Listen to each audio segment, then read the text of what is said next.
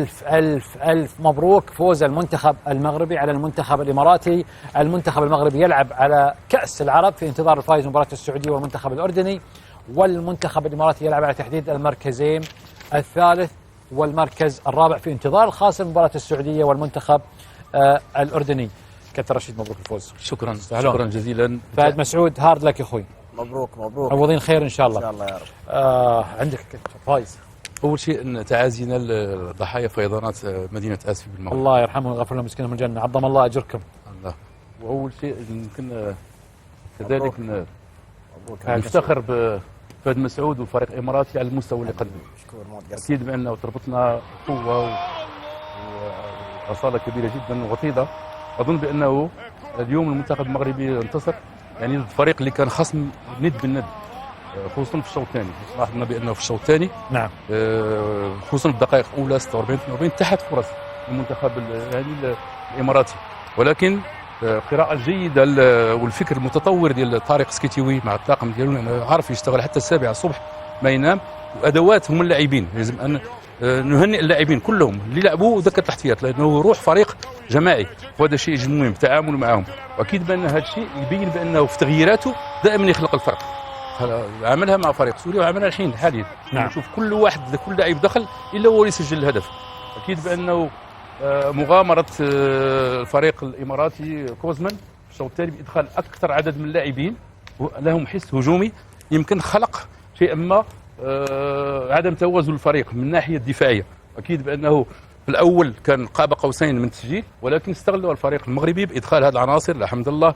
ولا كذلك اللاعب المهداوي اللي سجل الهدف الحمد لله كذلك سجل. فهذو لاعبين كانوا احتياطيين، ولكن لما دخلوا يعني في المرتدات واخا ما كانش بعض الاحيان سريعه، ولكن استغلوا يعني هذاك عدم التوازن او الخطوط اللي كانت هجوم ودفاع بالنسبه للفريق هذا الاماراتي. فاظن بان التغييرات اللي عملها بخمسه كلها اعطت اكلها. لابن طنان وشفناه انا وابو محمد بان طنان في الاخير وحتى في المباراه ما اعطاش يعني من الناحيه البدنيه وخصوصا في الاخير، وكذلك تغيير ازارو بحمد الله واللي عطى الاضافه لانه هو عطى الاسيست وسجل. نفس الشيء بالنسبه للمهداوي اللي دخل مكان باش، ونعرف ان باش يعني قدم مباراه جيده لانه راجع من الاصابه، ولكن عنده توازن وتناغم قلت في الاول مع اللاعب اللي كان مع فريق الجيش الملكي اللي هو عميد فريق حريمات، واللي هو اللي يعطي الايقاع ديال اللاعب، التيمبو ديال اللاعب هو اللي يعطي الايقاع للاعب.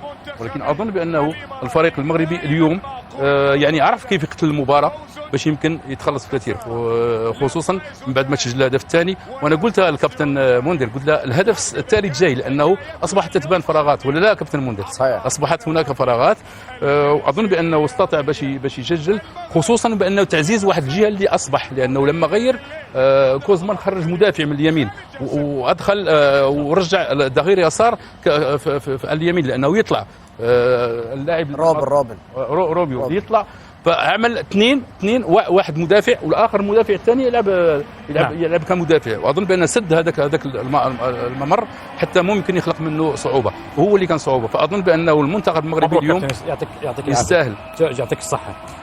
شكرا. فهد مسعود هارد لك. اول شيء مبروك كابتن رشيد، يستاهل المنتخب المغربي، يستحقوا لعبوا مباراه كبيره اليوم، كانوا الافضل في كل شيء.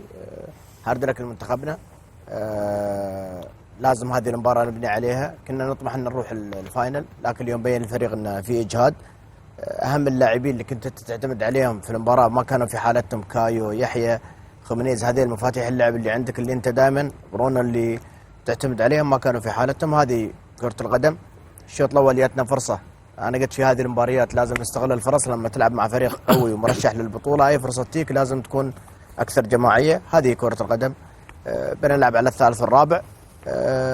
لازم ان شاء الله، انا دائما اقولها ان شاء الله المنتخب قدام في المسابقات الجايه والمشاركات مع الانسجام مع الامور ان شاء الله تكون ايجابيه، ان شاء الله المنتخب بيرجع. لكن الحين لازم يكون في تقييم بعد البطوله، هل هذه الامور هي الانسب لمنتخبنا عشان نروح بعيد؟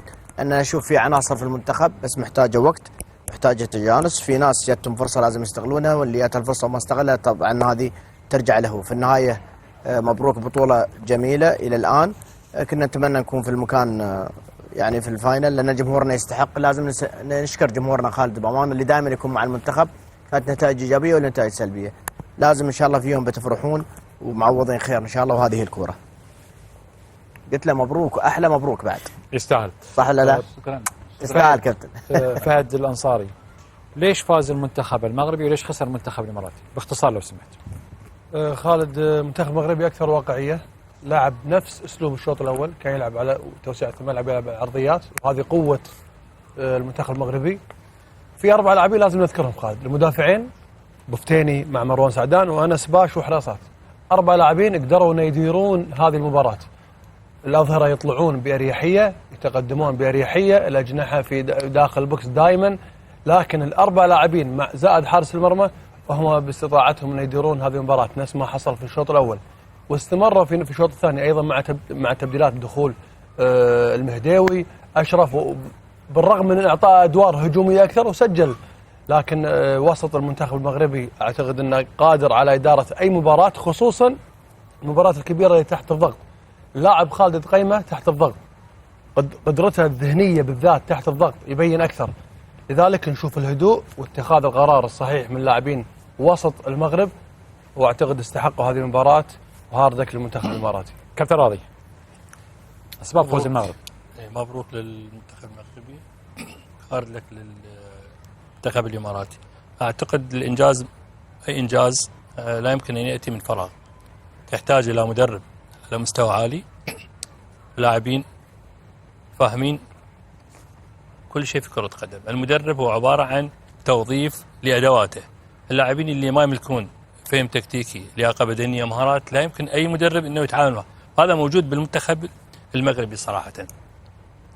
أنا بصراحة أريد أشيد بالمدرب حقيقة اللي عرف يتعامل البطولة كلها مع أدواته، وخصوصا في هذه المباراة يتعامل حقيقة بهدوء، فاهم اللي وضع المباراة، ماذا تريد المباراة. أنا سجلت ملاحظتين 3 بعدين أذكرها.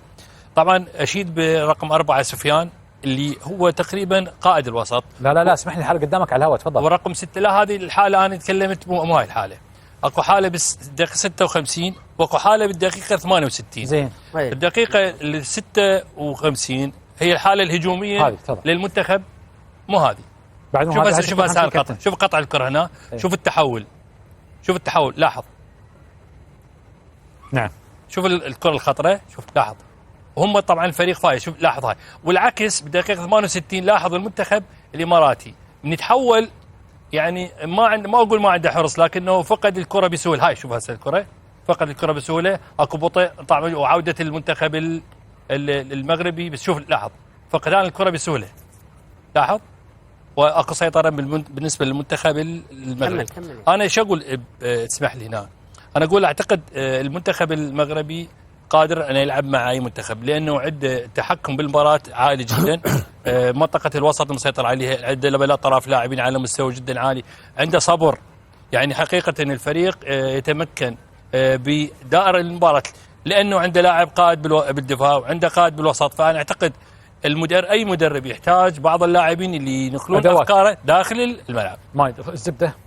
الزبدة انه فوز مستحق وصريح وكبير 3-0. مبارك للكابتن رشيد حقيقة، ونقول هارد لك للامارات كابتن فهد. الامارات بالنسبة للمغرب تمدح المدرب بيكون موقفك صح، تمدح اللاعبين بيكون موقفك صح، لان الفريق ككتله ولاعبين. لكن في كلمه سر في الفريق المغربي وهم البدلاء حقيقه. المباراه السابقه البدلاء عمل اسيست وسجل، اليوم البدلاء ايضا في الشوط الثاني عززوا الفوز. حمد الله صلح المهداوي سجل، حمد الله سجل الهدف الثالث، ففي كلمه سر حقيقه. فعناصر جيده شكل ما قال الكابتن راضي، توظيفهم صح، ويملكون المهاره ويملكون القدره على التسجيل وعلى التنوع. اليوم خطوط الفريق المغربي من الدفاع حتى الهجوم على أعلى مستوى حقيقة، فمبروك، يستحقون هذا الفوز والوصول للنهائي. الآن وياكم إلى استاد البيت، مباراة السعودية والأردن، بنعرف منه الطرف الثاني اللي بيروح مع المنتخب المغربي إلى الاستاد لوسيل. الساعة 8:30 المباراة، جولة مع المراسل. مساكم الله بالخير.